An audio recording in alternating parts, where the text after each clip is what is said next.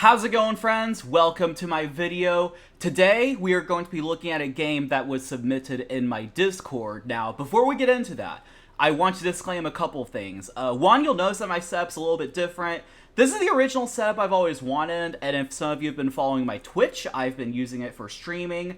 Although the main reason I have been avoiding it is it's not as apparent now, but y'all see this little glare that's kind of going down? It's from the light, so that's kind of the reason I've been avoiding it. So if there's any feedback as to how I can sort of get rid of it, maybe just a different light bulb or just move my setup around or something like that. But I think this is going to be a better view. I could put some books over there. As you see, there's a chess set with some bobbleheads, like a calendar and stuff over there. You can even see my bathroom, a little bit of it. So I think this will be a little bit more of a personable setup and something I want to use more long term. And yeah, what we're going to go ahead and do is take a look at this game between two of my fans. I mean, it feels so egotistical to say fans, but they're my Discord server.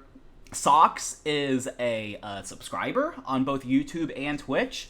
And I think Bill is a YouTube subscriber, but I'm not exactly sure. So, anyway, and I'm calling them Socks and Bill because when all's said and done, when I'm a famous YouTuber, when I'm Gotham Chess 2.0, just joking, I'm never going to be Gotham Chess 2.0, but when all's said and done, these are my real OGs, and they just go by the nicknames Socks and Bill. Socks because of the Boston Red Sox, and Bill because of a football coach named Bill Belichick. Very good coach. And yeah, if you really want to like do some stalking, you can find out who they are probably and like look up the game. But yeah, this was a game submitted by Socks. Now, for proper context, this was a daily game, which means that they had multiple days to make each move. So part of why you don't see the clock times is because this wasn't really a timed game. And this was played over a year ago, I believe, if I can even look. Or maybe it doesn't say here. Oh yeah, it says here. It was played in April 2023. So this was played a year ago. So odds are these players have improved and changed their strategies and things like that since then. But I think regardless, this would be a really instructive game to go over. So without any further ado, Socks plays e4, Bill goes c5, and then here Socks plays pawn to d4. Now, the way he played it, I'm not going to label this as like a mistake or anything like that, but I would not recommend playing against the Sicilian this way because you're just going to be kicked around with knight c6 and you're already going to be behind development. One thing that he can look at is an opening called the Smith-Morra Gambit. The Smith-Morra does start with d4, then after takes, you go c3, and then you recapture. And the idea is you're just going to get much more rapid development. And like already, you have a pawn on e5, so if knight f6, there's e5, and the knight has nowhere to go. I think there's a line that goes like here, and then d6, bishop c4. I was looking at this a little bit beforehand, and here you have a really good move, e5, and white just has a really good winning percentage. The point is, after something like d takes, you go queen takes, knight takes, and you have a move like knight b5, and suddenly black just has a bunch of holes. Even though they're up 2 pawns, you're going to get this one back. There's this threat. You can easily just develop in castle. It's not very pleasant to play as black. But of course, other ways you can play against the Sicilian. You can play an open with knight f3 and d4. That's kind of the traditional way to play it. You could also play an Alpin with c3, d4. Or you could play close with knight c3. There's also Grand Prix, which incorporates f4 at some point. You could even play b3. There are many ways to play against it. But white went d4, and then after takes, queen takes. Black played the move knight c6. Very intuitive. You're attacking the queen. And white just dropped back, which I think is a fine move. I mean, it might seem a little bit silly, like why do you just put the queen on the d4 square, then all the way back to d1? Well, it ensures that the queen will never get attacked, and you can just start focusing on your development. It kind of reminds me of a Scandinavian line I like to play as black, where after a pawn takes, queen takes knight c3, rather than putting the queen on like a5 or d6 or going queen e5 or something, I just put it back on d8 and then just try to develop. Now, here, whoops, my bad, d4, takes, knight c3, queen d8. Black plays d6, a very standard move in the Sicilian, which discourages e5, because if you could imagine, if black were to play knight f6, but there could maybe be a setup like this, let's just say bishop e7, and then white could play e5, and there would be some disturbing components of the position. For example, well, here it drops a pawn. Let's just say, like, I don't know, knight h5. Well, here g4 traps the knight. What I'm trying to say is there could be ideas like knight e4, knight d6, and the e5 pawn's a nuisance. So d6 was played, very standard Sicilian move, knight c3, knight f6, knight f3, g6. Also a standard Sicilian plan feed, shadowing the bishop and complementing the d6 pawn. And here white played bishop b5, bishop g7.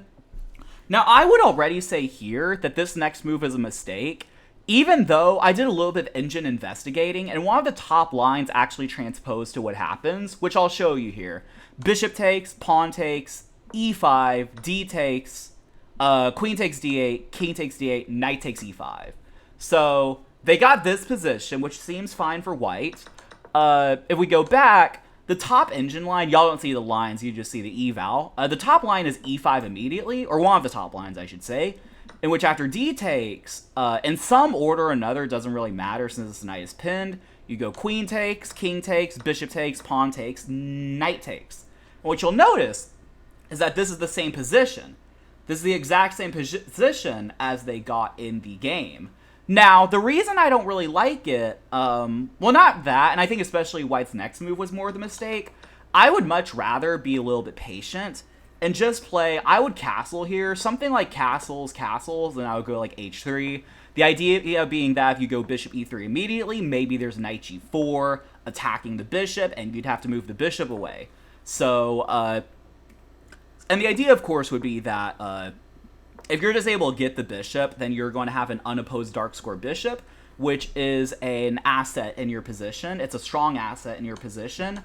So I would just play castles, h3, bishop e3. I mean, if you really want to, you could even maybe consider going queenside instead. Like bishop g5 seems solid.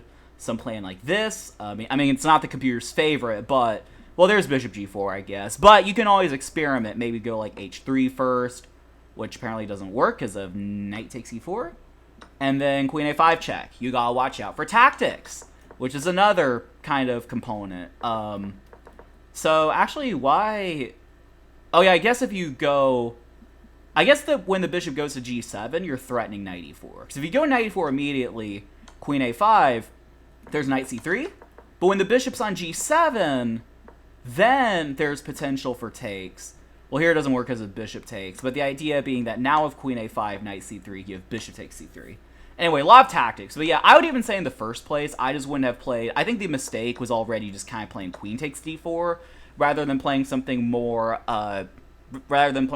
ambitious, but neither here nor there. What happens in the game happens, and we will go over it. Now, I think where white really messed up is taking c6, which seems like a good move. It just looks like a free pawn. The problem is Bill can just play bishop e7, and he has a very active bishop. And what I also want you to notice is white is so far behind in development. Even though white gets to move first, black is the one who's getting ready to castle and just complete their development. Because let's actually put this into perspective. This knight that started on g1 went here. Keep in mind, this is move 14. So the knight went here, here, I believe it was here. Was it that? It was, where did that go from e5? Oh, here then here. Okay, it's the same route, but that is 1, 2, 3, 4 moves that the knight played, all to go to a5, where it's probably gonna get kicked again. The bishop, I believe, like traded itself or something like that, so it moved once then twice to trade itself. This rook has moved, so white is falling behind in development. So that's part of the reason why black is doing good, even though white won their pawn back. You just have a sideline knight on a5, black's in a castle, they have a sweet bishop, they have both bishop pair for that matter, so white is doing very well. Sorry, black is doing very well. White has some catching up to do. So white continued knight b5, very sensible move, trying to go knight c7 with the fork. Black just plays rook c8, protecting against the fork and also targeting the c2 pawn. So white played c3, defending the pawn. Black played a6, knight a7, rook c7, then knight c6. So white gets this sort of superfluous knights where the knights sort of protect each other. So you can't really take one because the other one will take. However, after black's next move, king d7, black is now threatening to take the knight. You might be thinking, well, why would you do that? A rook is more powerful than a knight. Well, a rook is more powerful than one knight. But 2 knights are normally better than a rook. 2 knights combined. So if we imagine a scenario, let's say that white plays a move like bishop f4. Black would just be able to take the knight. And what you have long term is you're going to have 3 minor pieces that can all harmonize versus 2 rooks. And there are a lot of people, sometimes I even tend to fall for this in my games, where I just assume that the rooks can do good on like an open file or something. But if you're going to put a rook on the d file, well, you have nothing to do on the d file, because all these squares are covered. d7's covered, d6 is covered, even this square is covered. So, and obviously this rook is doing nothing on the g file. So, that there are many, maybe that's a future video idea, like rook versus 2 minor pieces, but almost always the 2 minor pieces are better. Probably the main exception being if there's some mating attack with the rook or something. So you're threatening rook takes c6. So white plays knight e5 check, king e6, and then goes back to c6. Probably hoping for a repetition, king d7, knight e5. As in this state of the game, white wouldn't mind a repetition, but Bill does not repeat. Bill goes rook to c8. Once again, trying to take the 2 knights for the rook. I think Bill understands this concept that that 2 knights are better than a rook, and he is going for the material compensation. Now here, white is doing well after this specific move, rook to g3. So rook g3 attacks the bishop. If the bishop goes to f5, there's knight d4, and then you collect the bishop. But maybe even more importantly, you evade this threat of rook takes c6. And if bishop to g4, then there's this move rook to e3. And if the king goes to d7 to try to pile up on the knight, then you have rook takes e7, which is actually a forced mate. After bishop f4, king c5, b4, king b6, bishop e3, king b5, and a pawn mate, which would have been a beautiful finish to this game. But none of that happened. Instead, white played knight e5 check, king d7, bishop f4, rook c5. So players kind of shuffled. Black's doing very well. Now they have sort of this cannon on the c file. Maybe the bishop can contribute, and white's pieces are just kind of all over the place. So black played king e8, rook g3, bishop g4, and then here white just started to lose the thread. They played h4, which is a blunder. Now granted, the position's already tough. You have to try to play a move like bishop e5, and then black has this stone cold move rook b4 apparently, which attacks the knight, and of course the pawn is pinned by the other rook. So you'd have to move the knight to a5, and then I guess there's bishop h6, king b1. It's just saying rook b6, and I don't know. Black is just doing very well here. What more to say? But the move h4 allows this move knight h5, which I will give an exclam to because it forks these 2 pieces. And I think maybe what Sox thought he had was this move rook g4, trying to move away from the fork and protect the bishop. But, oh no, the rook. The rook can be captured by the bishop. Not only that, but now your bishop's hanging. So you either lose a full rook. Well, yeah, you basically do lose a full rook. Because if you recapture the bishop, which is what happened, then knight takes f4. And you're just down a full rook. So, well, why would I make this video? You're like, well, the guy just blundered a rook, and that's that. Well, as I put in the title, what happens next will shock you.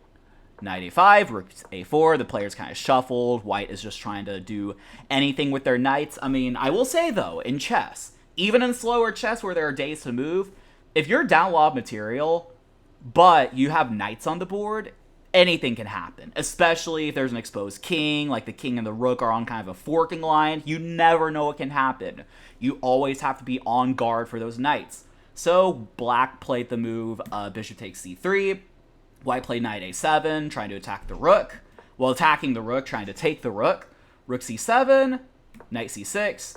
I should point out that black missed a few mates in this game. There is an easier mate because you can actually go... Now, this is kind of hard to see, but you can move this bishop with check, and there's a mate. Even though you give up this rook, the following sequence would go bishop d4, knight takes, and then you have this key move knight e2 check. The king is cut off by the rook, so you have to go to b1. Then you have this move, not rook b2. I mean, rook b2 is fine, but there's actually not a forced mate here, believe it or not. You have to go knight c3 first, protecting the rook and attacking the king, and then bishop e3. And then this piece combination just checkmates the king. The king is just surrounded by the mob, and it is a GG. But that's fine if you don't see the like fastest, most efficient mate. That's totally fine. You can always do it later. Because after knight c6, white has a mate in 7. Very similar pattern. Now this time the rook is blocked, so that's not really going to contribute. But you go knight e2, king b1, rook b2. Because king c1 is illegal, so you have to go king a1. Now, you don't do a discovery. The only move here for black to eventually get mate, I believe, I'd have to turn on more engine lines to confirm. Yes, I'm definitely not just reading this off the engine for your entertainment. But the idea is that white has their own threat. White is threatening rook d8 mate. So you can't just, you can't take your wheel off, take your foot off the gas and just play, like, I don't know what you would play, like knight f4 or something. I don't know why you do that, but there's a rook d8 mate. So what you have to do is prevent this from happening.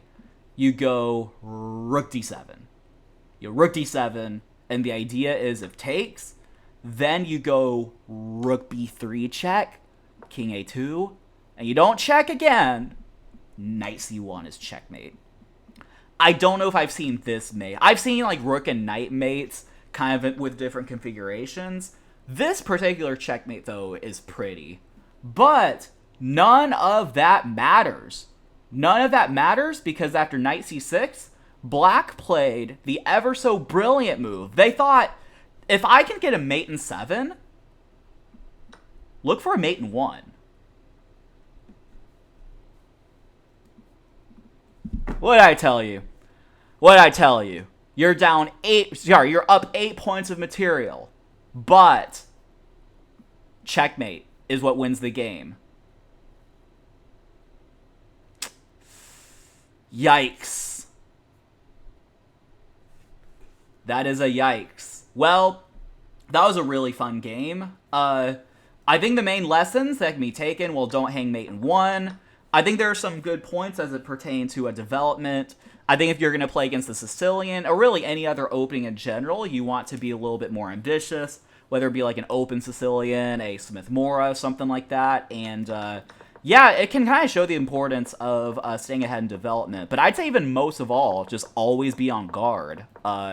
Feedback for Bill really can apply to any other player, but as long as your opponent has like knights and like resources, then the game's never absolutely dead until it's checkmate. And yeah, what an amazing way to lose. Thank you all so much for watching. I hope you enjoyed it, and I also hope you enjoy the scene. Let me know what you think, and if you enjoyed my content, please feel free to like, comment, and subscribe. I'm hoping to get my subscriber count, well, really on both channels, Twitch and YouTube. If I get 200 pretty soon, that would be awesome. I also have a Discord I'm going to link. I also do accept students. I might put a link to my lesson form, like my interest form, in the description. I'm not exactly sure, but if you're interested in coaching, I always offer like a consultation anyway, so if you're interested, even just like a call or something like that, that's always welcome. And yeah, I think I'm going to let you get out of here with that. Thank you all so much for watching. I'll see you for the next one. Bye.